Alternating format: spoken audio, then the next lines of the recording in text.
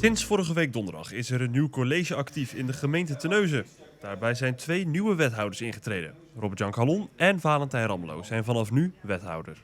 Ik hou van Zeeuws-Vlaanderen. Ik vind het verhaal van Zeeuws-Vlaanderen geweldig. Ik vind de omgeving prachtig. We zijn nog maar een paar dagen bezig, maar het voelt goed. Als nieuweling in de politiek krijgt Calon meteen een paar zware dossiers op zijn bordje.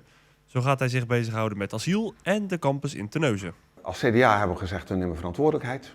We willen dat ook graag. Dus we gaan die dossiers niet uit de weg. Zijn het de makkelijkste dossiers? Nee, dat zijn ze niet. Maar we gaan het doen. Wat ik belangrijk vind is dat ik benaderbaar ben, zichtbaar ben en ook gesprek ga met mensen. Ik vind het ook belangrijk dat iedereen mij aanspreekt met je.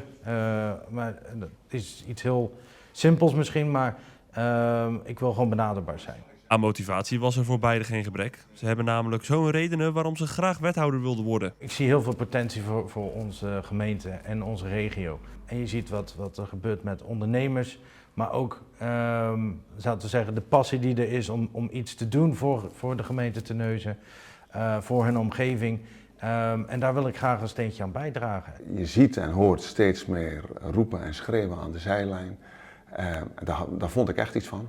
En toen heb ik gezegd van nou, ik ben nu op een bepaalde leeftijd, ik wil mijn verantwoordelijkheid nemen en ik wil ook iets gaan bijdragen. Om wethouder te worden moesten Calon en Ramelow wel hun baan opgeven. De CDA was eigenaar van Zevla, beter bekend als de kippenboer op de markt. En de VVD'er was werkzaam bij Douw. Ik heb daar ook een beetje achtergrond. Mijn vader en mijn grootvader hebben beide daarvoor gewerkt. Dus ja, er is ook wel een bepaalde trots, zeg maar, voor dat bedrijf. Ik had dus echt wel de ambitie om een stap te maken uit Zevla richting iets anders. Want iedereen zegt tegen mij, ja, je gaat toch niet stoppen met die kippetjes, hè? En ja, ik ga daar wel mee stoppen, maar we hopen daar een goede oplossing voor te vinden. Tijd om de twee persoonlijk wat beter te leren kennen. Bijvoorbeeld als het gaat om vrije tijd. In hoeverre ze daar natuurlijk nog ruimte voor hebben straks. Een hobby van mij zijn trekpaarden, Zeeuwse trekpaarden. Die heb ik altijd gehad. Aanstaande zondag is het in IJsendijk een trekpaardenkeuring. Daar ben ik een van de helpende handjes. En dan ben ik weer terug tussen die mensen en dat vind ik heerlijk. Ik probeer een beetje in beweging te blijven, dus fietsen. En ik ben echt, ik hou van technologie. Dus ik ben bezig met AI, maar ook mijn huis automatiseren en zo. En dat vind ik echt fantastisch. Ik hou ook wel van Marvel en Star Wars. Maar nu is het eerst tijd voor het zomerreces. Nog even opladen voordat straks het echte werk weer gaat beginnen. Maar of er vakantieplannen zijn?